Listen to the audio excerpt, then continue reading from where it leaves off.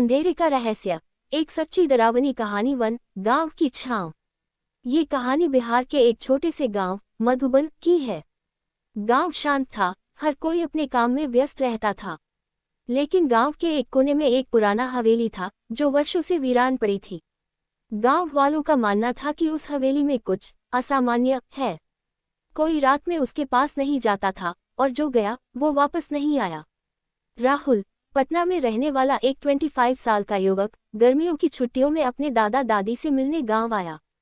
वह एक साहसी और तर्कवादी लड़का था।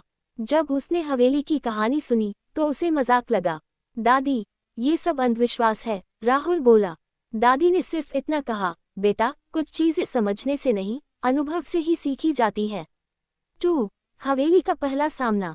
एक शाम राहुल अपने दोस्तों के साथ खेतों की तरफ घूमने निकला। बातों ही बातों में हवेली का जिक्र आया। दोस्त बोले, चलो आज हवेली चलते हैं, तू तो बड़ा बहादुर बना फिरता है। राहुल मुस्कुराया, ठीक है चलो, देखते हैं कौन डरता है। रात के 10 बजे के करीब 5 लड़के टॉर्च और मोबाइल के साथ हवेली पहुंचे। दरवाजा चरमराता हुआ खुल गया। अंदर अजीब सी ठंडक थी, जैसे गर्मियों में भी सर्द हवा चल रही हो। दीवारों पर जाले थे, फर्श पर धूल और सूखे पत्ते। तभी राहुल को एक कमरा दिखा जो बाकी कमरों से अलग था। दरवाजा आधा खुला था और भीतर से कोई फुसफुसाहट आ रही थी। वह धीरे से अंदर गया। कमरे में एक पुरानी कुर्सी थी और उस पर बैठा था एक आदमी, सफेद कपड़े पहने, चेहरा झुका हुआ। राहुल ने टॉर्च उस पर डाली तो वह अचानक गायब हो गया। पीछे से उसके दोस्तों की चीख आई, राहुल भाग। 3. आत्मा का संचार। अगले दिन गांव में हड़कंप मच गया।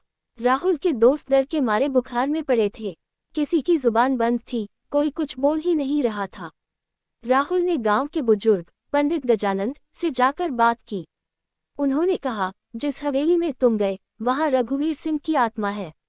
1947 में उसने अपनी पत्नी और बच्चों को उसी कमरे में मार डाला था, फिर खुद को भी फांसी लगा ली। उसकी आत्मा आज भी उसी कुर्सी पर बैठती है, पछतावे में डूबी हुई। राहुल ये सुनकर हिल गया। तो क्या मैं मरा हुआ इंसान देख आया? पंडित बोले, नहीं, तुमने एक फंसी हुई आत्मा देखी है जो अब तुम्हारे साथ बंध गई। 4. शुरू हुआ आतंक। इसके बाद राहुल के साथ अजीब घटनाएं घटने लगी। रात में दरवाजा खुद ब खुद खुल जाता। आईने में कोई परछाई दिखती, लेकिन पीछे कोई नहीं होता। मोबाइल में अजीब अजीब वीडियो अपने आप आ जाते। हवेली के कमरे, वो कुर्सी और वो सफेद कपड़ों वाला आदमी। एक रात राहुल ने देखा कि उसका कमरा धुएं से भर गया है और उस धुएं में वही चेहरा था, रघुवीर सिंह। तू आया क्यों था? मुझे छोड़ क्यों नहीं आया? वह फुसफुसाया। राहुल डर के मारे चीख पड़ा। सुबह वह बिस्तर पर बेहोश मिला। 5. मुक्ति की राह। राहुल ने पंडित से मदद मांगी।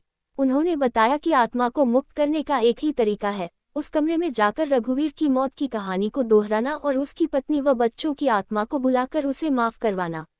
राहुल तैयार हो गया, पर यह आसान नहीं था।